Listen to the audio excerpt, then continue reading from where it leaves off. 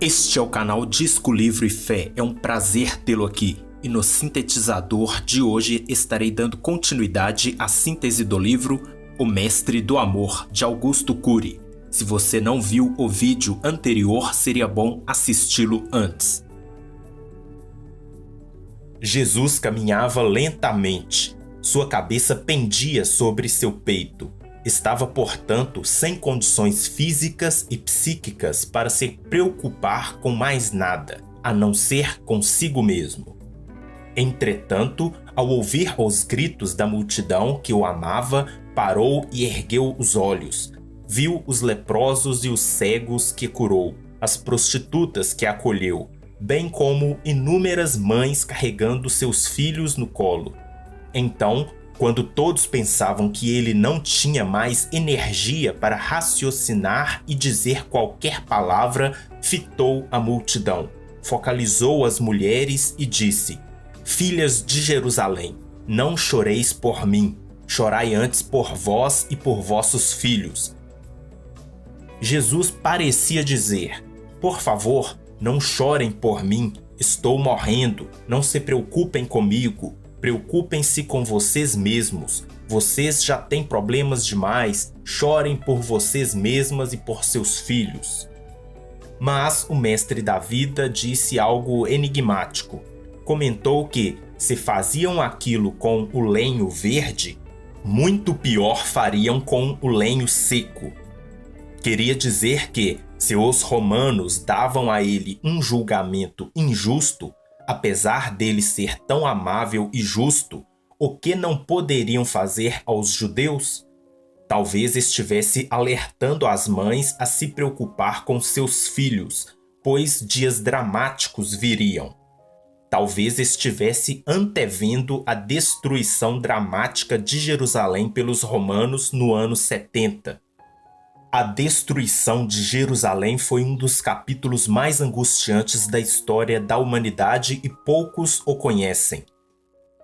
Que homem é capaz de, no auge do sofrimento, esquecer a si próprio e se preocupar com os outros? Era ele quem precisava de consolo, não a multidão. Era ele quem precisava estancar o sangue das feridas e aliviar as dores. Uma vez mais, Jesus esqueceu-se de si mesmo, voltou-se para as pessoas e procurou consolá-las. Você conhece alguém que tenha sofrido um grande acidente e que, apesar de estar todo ferido, sangrando e morrendo, foi capaz de esquecer-se de si para consolar a angústia dos que dele se aproximavam? Jesus inverteu os papéis. Sua compaixão não tem precedente histórico. Estava ferido e mutilado, mas conseguiu se deslocar da própria dor para se concentrar na dor dos outros. Na cruz, ele levaria até as últimas consequências sua solidariedade e amor. Submeteu-se a 4 julgamentos injustos, na casa de Anás, de Caifás, na de Pilatos e na de Herodes Antipas. Foi torturado emocionalmente em todos esses julgamentos. 3 grupos de soldados o espancaram. Açoites mutilaram seu corpo na casa de Pilatos, e uma coroa de espinhos foi cravada em sua cabeça, como se fosse um falso e frágil rei. Peço que curta, comente e compartilhe não somente este, como os demais vídeos do canal, caso goste do conteúdo. Convido-lhe também a se inscrever no canal e ativar o sino de notificações. Você também pode me seguir no Instagram, link na descrição. Jesus chegou ao Gólgota às 9 da manhã. Gólgota significa lugar da caveira.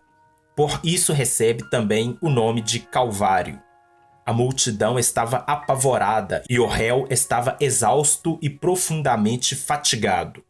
Os governadores romanos puniam com a cruz seus piores inimigos. O Calvário era um lugar triste e apavorante, que ficava do lado de fora da cidade de Jerusalém. Ninguém sentia prazer em visitar aquele lugar.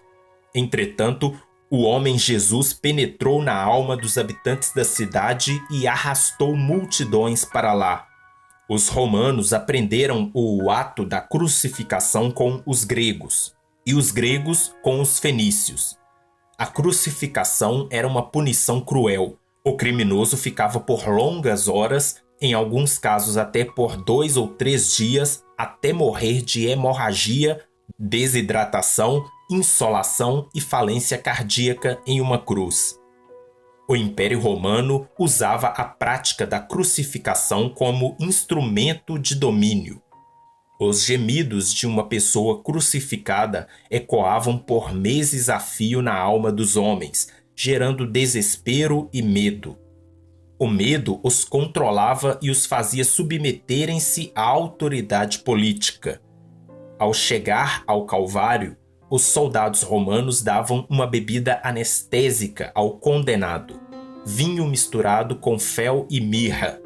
Tal bebida era um lampejo de misericórdia para com os crucificados. Ela aliviava um pouco a dor. Por causa da dimensão da dor imposta pela crucificação, ninguém recusava a bebida anestésica. Contudo, Jesus, para espanto dos soldados, a recusou. Rejeitou o ato de misericórdia dos romanos. Por quê? Por vários motivos. Um deles é que queria se colocar como redentor da humanidade. Outro é que não queria perder a consciência em nenhum momento do seu martírio. E ainda outro era que almejava viver as aflições humanas até o final. Jesus conservou a lucidez antes e durante o martírio. Até a última batida do seu coração, o mestre do amor estava plenamente consciente do mundo à sua volta. Até que ponto você ama sua liberdade de consciência e está disposto a lutar por ela? Muitos executivos são workaholic, viciados em todo tipo de droga, viciados em trabalhar. Não conseguem fazer coisas fora da sua agenda de negócios. Não investem naquilo que lhes proporcionam prazer e tranquilidade. Você não precisa ter tido uma infância doentia para se tornar um adulto doente, como acreditavam alguns pensadores da psicologia. Basta ser vítima dos seus pensamentos negativos e não administrar suas emoções tensas, que os estímulos estressantes do mundo moderno são suficientes para causar-lhe transtornos psíquicos. O que determina o que você sente? O que você pensa. São os pensamentos que determinam a qualidade da sua emoção. Se você é uma pessoa que produz frequentemente pensamentos tensos e negativos, não espere ter uma emoção alegre e segura. Se você não consegue diminuir a velocidade de construção dos seus pensamentos, não espere ter uma emoção tranquila. Cury repete: o que você pensa determina o que você sente. O que você sente determina a qualidade do que registra em sua memória. O que você registra em sua memória determina os alicerces da sua personalidade. Na psiquiatria, os limites entre o normal e o patológico são muito tênues. O que é uma pessoa psiquicamente normal ou doentia? Antigamente, muitos foram injustamente taxados como loucos, porque simplesmente fugiam ao padrão trivial do comportamento social.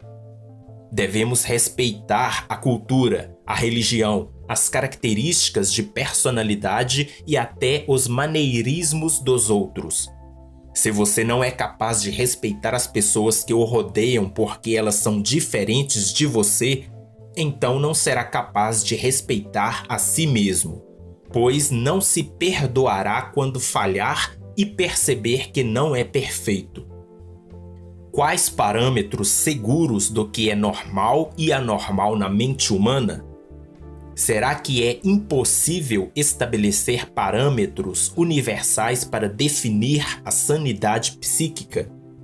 Parâmetros independem dos ditames da cultura? Cury responde que sim, embora com limites. Esses parâmetros, diz ele, derivam das características mais nobres da inteligência e sustentam a preservação da vida e a paz intra- e extrapsíquica. A tolerância, a solidariedade, a amabilidade, a inclusão, a flexibilidade, a sensibilidade, bem como a tranquilidade nas dificuldades, a segurança nos objetivos, o respeito pelas diferenças culturais, a capacidade de se colocar no lugar dos outros e perceber suas dores e necessidades, a capacidade de superação das perdas e frustrações. Se aceitarmos tais parâmetros como sinais de sanidade psíquica, então confirmaremos que o mestre do amor atingiu o apogeu da saúde emocional e intelectual. Ele viveu na plenitude todas essas características. Por aqui encerro definitivamente a síntese do livro O Mestre do Amor, de Augusto Cury. Que a paz seja com você e até o próximo sintetizador.